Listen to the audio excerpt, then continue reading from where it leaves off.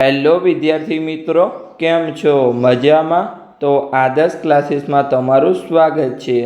તો આજે આપણે ધોરણ 6 વિષય ગણિત પ્રકાશ ચેપ્ટર નંબર 4 માહિતીનું નિયમન અને રજૂઆતની આજે આપણે વાત કરવાના છીએ, જેનો આજે લેક્ચર નંબર 7 છે.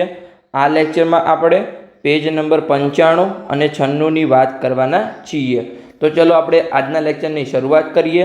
એની પહેલાં આગળના 6 લેક્ચર તમે ના જોયા હોય તો પ્લેલિસ્ટમાં જઈને જોઈ આવજો. તમને સરળ ભાષામાં સંપૂર્ણ ગણિતની સમજણ પડી જશે. તો આગળ આપણે 3 પ્રશ્નો આગળના લેક્ચરમાં ગણ્યા છે. તો આજે આપણે અહીંયા પ્રશ્ન નંબર 4થી આગળની શરૂઆત કરીશું.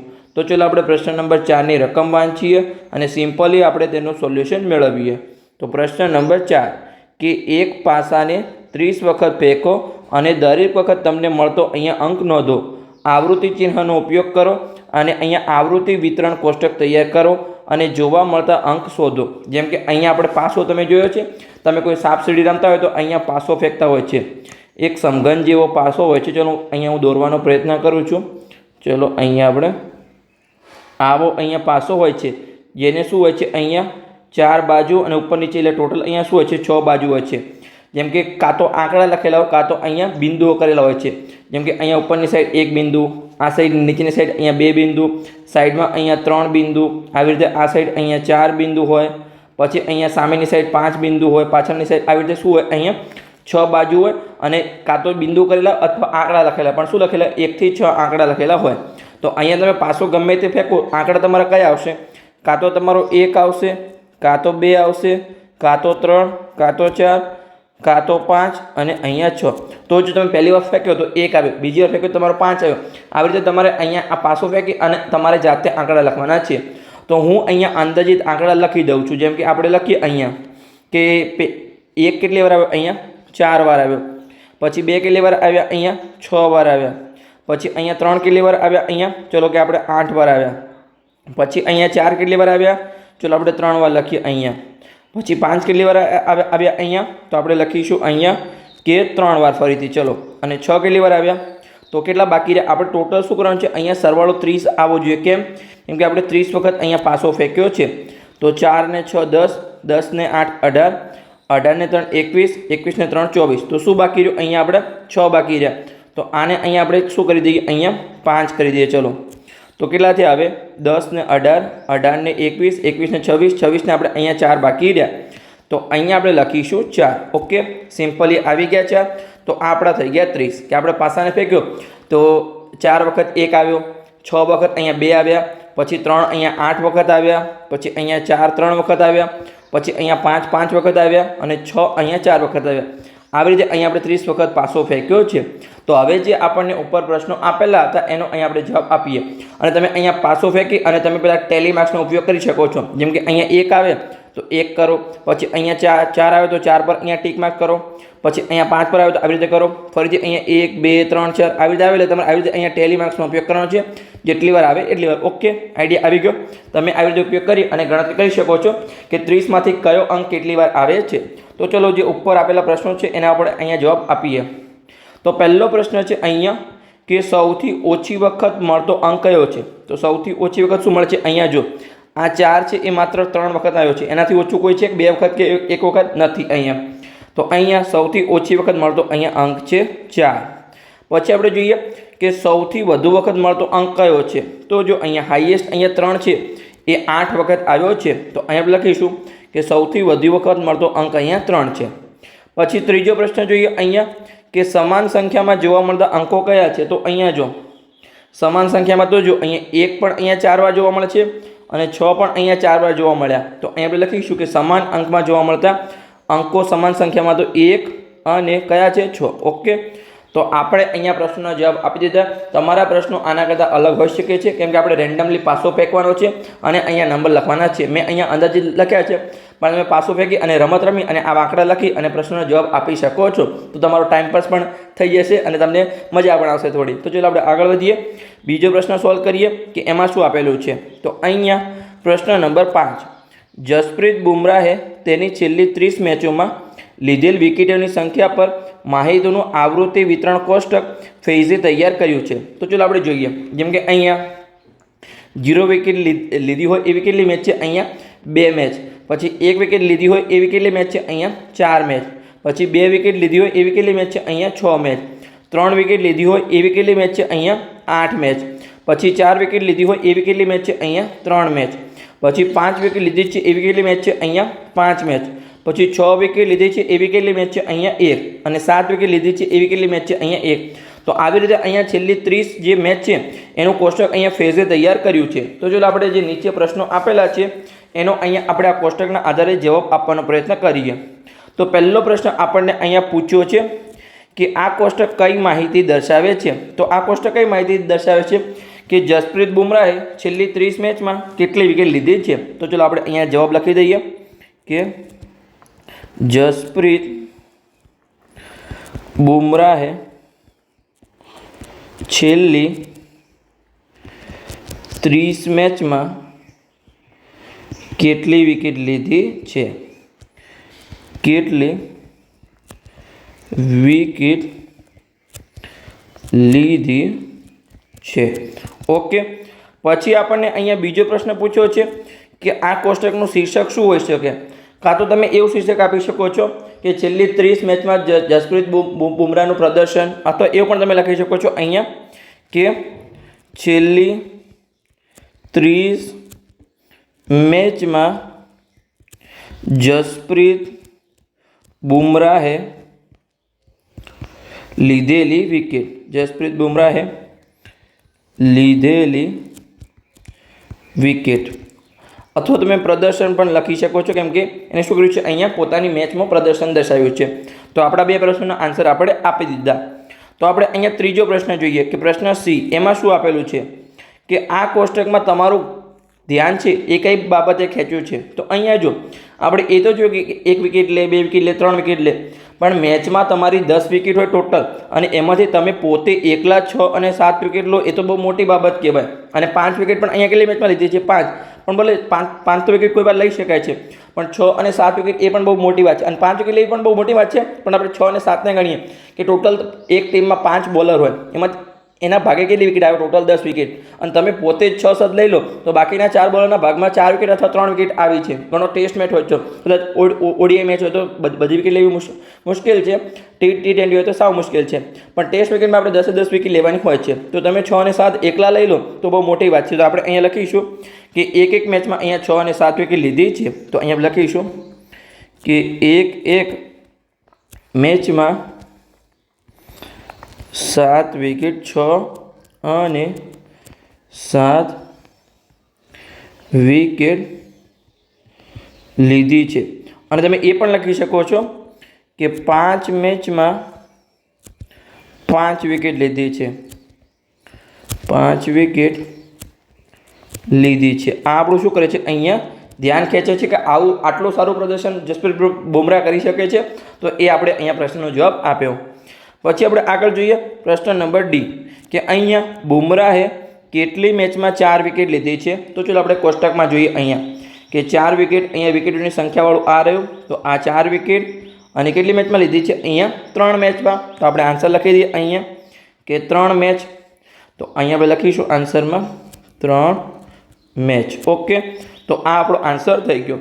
હવે આપણે પ્રશ્ન ઈનો જવાબ આપીએ કે મયંક કહે છે કે જો આપણે તેની છેલ્લી 30 મેચમાં લીધેલી વિકેટોની સંખ્યા જાણવા માગતા હોય તો આપણે અહીંયા 0, 1, 2, 3 થી અહીંયા 7 સુધીની સંખ્યાનો સરવાળો કરવો પડશે.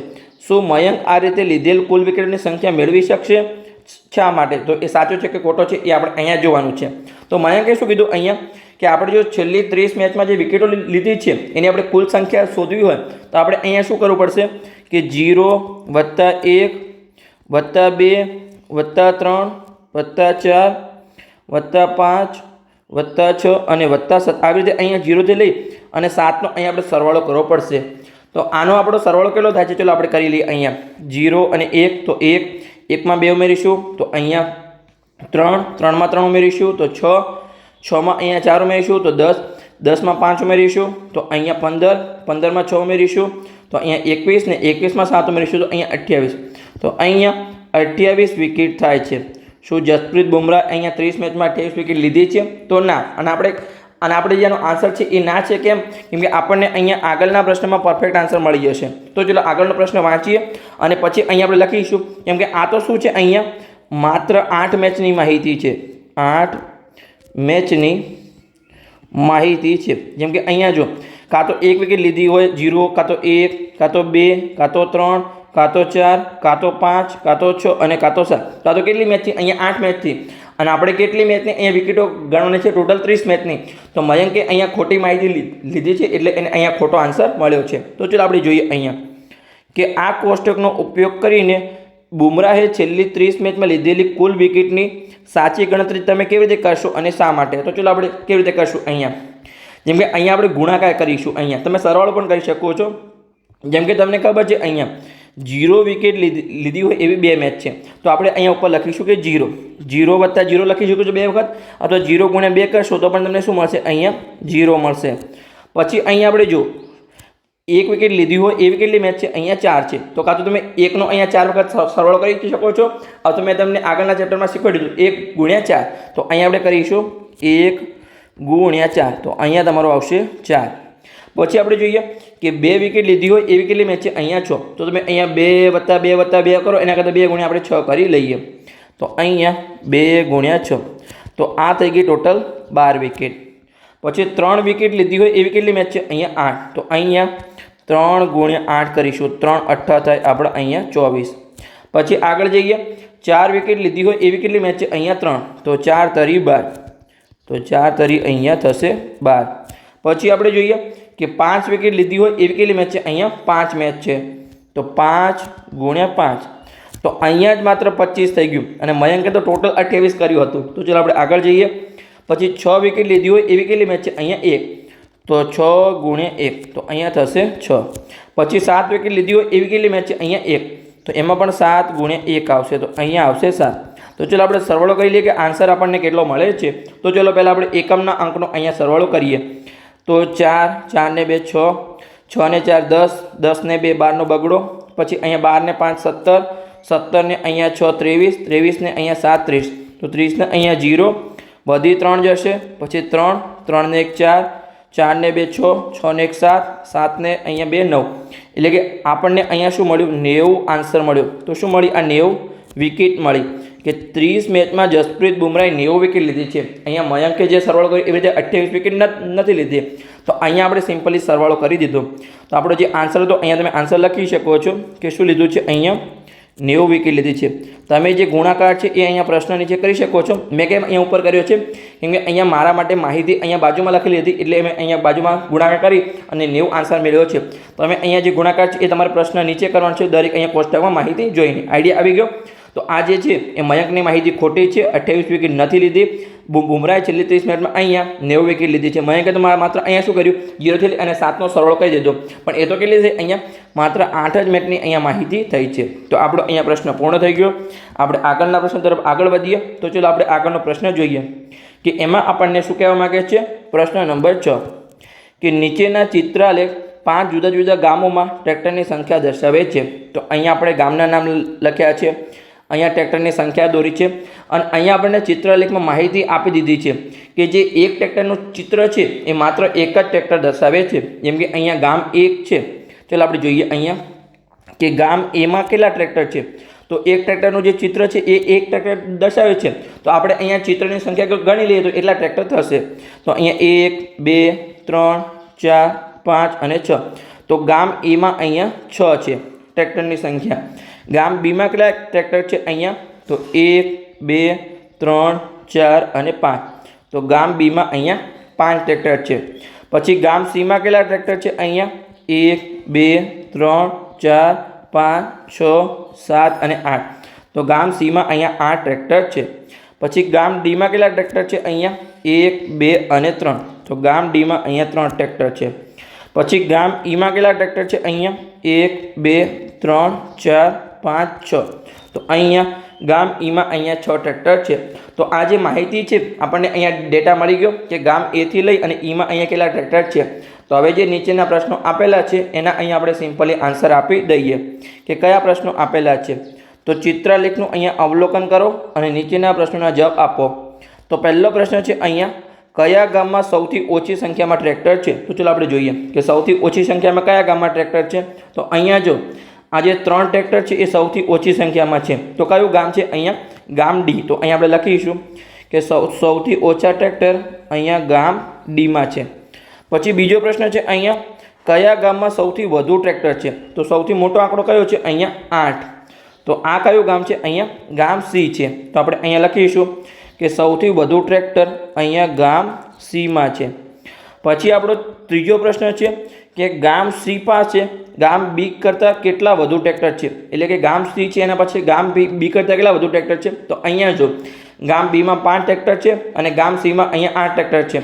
તો બી કરતાં સી પાસે 3 ટ્રેક્ટર વધારે છે. તો અહીંયા આપણે લખીશું કે 3 વધારે છે. ઓકે, તો આપણને અહીંયા પ્રશ્ન 3નો પણ આન્સર મળી ગયો. પછી અહીંયા જોઈએ પ્રશ્ન 4 કે કોમલ કહે છે કે ગામ ડીમાં ગામ ઈ કરતાં ટ્રેક્ટરની સંખ્યા અહીંયા અડધી છે. શું તે સાચી છે? કેમ? તો અહીંયા જો ગામ ડીમાં ગામ ઈ કરતાં અડધા ટ્રેક્ટર છે. તો કે હા, 6ના અડધા કેટલા થાય? 3 થાય. અને ગામ ઈ કરતાં ડીમાં અડધા ટ્રેક્ટર છે આવું કોમલ કહે છે. તો હા, આ માહિતી સાચી છે. આપણે કહી શકીએ છીએ કે હા, કોમલ સાચી છે. સાચી છે. તો બસ અહીંયા આપણો પ્રશ્ન નંબર 6 પણ પૂર્ણ થઈ ગયો. આપણે દરેક પ્રશ્નના અહીંયા આન્સર આપ્યા. તો હવે અહીંયા આપણે પ્રશ્ન નંબર 7 તરફ આગળ વધીએ કે એમાં આપણને શું આપેલું છે. તો ચલો રકમ વાંચીએ અને સિમ્પલી આપણે તેનું સોલ્યુશન મેળવીએ. તો પ્રશ્ન નંબર 7 કે એક શાળામાં દરેક ધોરણમાં છોકરીઓની સંખ્યા ચિત્રલેખમાં દર્શાવી છે અહીંયા. તો તમે જોઈ શકો છો અહીંયા ધોરણના નામ લખેલા છે. ચલો આપણે અહીંયા રેડ પેનનો ઉપયોગ કરીએ કે અહીંયા ધોરણના નામ લખેલા છે, અહીંયા છોકરીઓની સંખ્યા આપેલી છે અને આપણને જે ડેટા આપ્યો છે એમાં જે એક છોકરીનું ચિત્ર છે એ અહીંયા 4 છોકરીઓ દર્શાવે છે. જેમ કે અહીંયા આપણે ધોરણ 1માં ગણીએ તો 1 2 3 4 5 અને 6. તો 6 ગુણ્યા તમારે 4 કરવાના. તો 6 ગુણ્યા 4 કેટલા થાય? અહીંયા તમારા થશે 24. ઓકે, પછી અહીંયા જો ધોરણ 2માં 1 2 3 4 તો થઈ ગયું, પણ આ અડધી છે એટલે એ શું થશે? 2. તો અહીંયા 4 ગુણ્યા 4 16, 16 ને 2 કેટલા થશે? 18. તો અહીંયા છોકરીની સંખ્યા છે 18. એ તમારે ખાસ ધ્યાન રાખવાનું છે. પછી અહીંયા ધોરણ 3માં જોઈએ તો 1 2 3 4 અને 5. તો 5 ગુણ્યા 4 કેટલા થશે? અહીંયા 20. કેમ કે એક ચિત્ર છે એ 4 છોકરીઓ દર્શાવે છે. એ ડેટા તમારે અહીંયા ખાસ ધ્યાન રાખવાનું છે. આ ઉપર જોઈ લેવાનું, પછી તમારે ગણતરી કરવાની. કેમ કે તમે ગણતરી કરવા જશો અને પછી આન્સર આપશો તો તમારા આન્સર ખોટા પડશે. કેમ કે તમે અહીંયા એક ચિત્ર બરાબર 1 છોકરી ગણશો તો અહીંયા તમને એક ચિત્ર બરાબર અહીંયા 4 છોકરી આપેલી છે. તો અહીંયા આપણે જોઈએ ધોરણ 4માં તો 1 2 3 અને એક અડધું ચિત્ર છે અહીંયા. તો 3 ચોક 12, 12 ને 2 કેટલા થાય? અહીંયા 14. તો 14 છોકરીઓ છે. પછી ધોરણ 5માં જોઈએ તો 1 2 અને ત્રીજું અડધું ચિત્ર છે. તો 2 ચોક 8, 8 ને 2 અહીંયા થઈ જશે 10. પછી આપણે આગળ જોઈએ ધોરણ 6માં તો 1 2 3 અને 4. તો 4 ગુણ્યા 4 થશે 16. પછી ધોરણ 7માં 1 2 3, 3 ગુણ્યા 4 થશે અહીંયા 12. ધોરણ 8માં 1 અને અડધું એટલે 4 અને 2 કેટલા થાય? અહીંયા 6. તો 6 છોકરીઓની સંખ્યા ધોરણ 8માં છે. તો ચલો હવે નીચે આપેલા પ્રશ્નોનો આપણે આન્સર આપીએ કે આ ચિત્રલેખનું અવલોકન કરી નીચે પ્રશ્નોના જવાબ આપો. તો પહેલો પ્રશ્ન છે અહીંયા, કયા ધોરણમાં સૌથી ઓછી સંખ્યામાં છોકરીઓની સંખ્યા છે? તો ચલો આપણે જોઈએ કયા ધોરણમાં સૌથી ઓછી છે. અહીંયા જો 24 18 20 14 10 16 12 અને 6. તો સૌથી ઓછી ક્યાં છે? અહીંયા આ તમારો 6નો આંકડો છે, સૌથી ઓછો છે. તો કયું ધોરણ છે? અહીંયા 8. તો અહીંયા આપણે લખીશું કે ધોરણ 8. પછી આપણે બીજો પ્રશ્ન જોઈએ અહીંયા કે ધોરણ 5 અને 6માં છોકરીઓની સંખ્યાનો તફાવત કેટલો છે? અહીંયા એટલે એમાં કેટલો ડિફરન્સ છે 5 અને 6માં? તો જો 5માં અહીંયા 10 છોકરીઓ છે અને 6માં અહીંયા 16 છોકરીઓ છે. તો કેટલો તફાવત છે? અહીંયા 6 છોકરીઓનો તફાવત છે. તો અહીંયા આપણે લખીશું કે 6 છોકરીઓ. ઓકે, પછી આપણે જોઈએ અહીંયા પ્રશ્ન સી કે જો ધોરણ 2માં વધુ 2 છોકરીઓને દાખલ કરવામાં આવે તો આલેખ કેવી રીતે બદલાશે ધોરણ 2માં? તો અહીંયા આ રહ્યું ધોરણ 2. હવે આમાં 18 છોકરીઓ હતી અને વધુ આપણે 2 છોકરીઓ એડ કરીએ તો આપણે કેટલી થાય? અહીંયા 2 એડ કરીશું તો આપણી થશે અહીંયા 20. તો 20માં જો આ જે અડધી આકૃતિ હતી એ કેવી થઈ જશે? અહીંયા પૂરી થઈ જશે. આઈડિયા આવી ગયો? કેમ કે અહીંયા જો આ 4ને રિપ્રેઝન્ટ કરે તો 4 4 4 4 અને 4. તો આપણે કરી શકીએ અહીંયા કે 5 ગુણ્યા 4 આપણા 20 થઈ જશે. આઈડિયા આવી ગયો? તો તમારું શું થઈ જશે? આખા કે જે આખા જે એક છોકરીનું ચિત્ર દર્શાવે છે એવા આપણા અહીંયા 5 ચિત્ર તમારે દોરવા પડશે. આ જે અડધું ચિત્ર હતું એ તમારું કેવું થઈ જશે, હવે તમારે અહીંયા આખું ચિત્ર થઈ જશે, એ તમારે અહીંયા સમજી લેવાનું છે. ઓકે, આઈડિયા આવી ગયો. તો આપણે આગળ વધીએ અને આગળનો પ્રશ્ન જોઈએ કે પ્રશ્ન નંબર ડી. અહીંયા ધોરણ 7માં કેટલી છોકરીઓ છે? તો ચાલો આપણે જોઈએ. અહીંયા તો ધોરણ 7માં અહીંયા 12 છોકરીઓ છે. તો અહીંયા આપણે લખીશું કે 12. તો બસ અહીંયા આપણો લેક્ચર પૂર્ણ થઈ ગયો. આપણો પ્રશ્ન નંબર 7 પણ પૂર્ણ થઈ ગયો. તો લેક્ચર સારો લાગ્યો હોય તો ચેનલને સબસ્ક્રાઈબ કરી શકો છો, તમારા મિત્રોને વિડીયો શેર કરી શકો છો, તો એમને પણ અહીંયા સરળ ભાષામાં ગણિત શીખવા મળે. તો મળીએ આપણે આગળના લેક્ચરમાં આગળના પ્રશ્નો સાથે. ત્યાં સુધી લેક્ચર જોતા રહો અને મસ્ત રહો.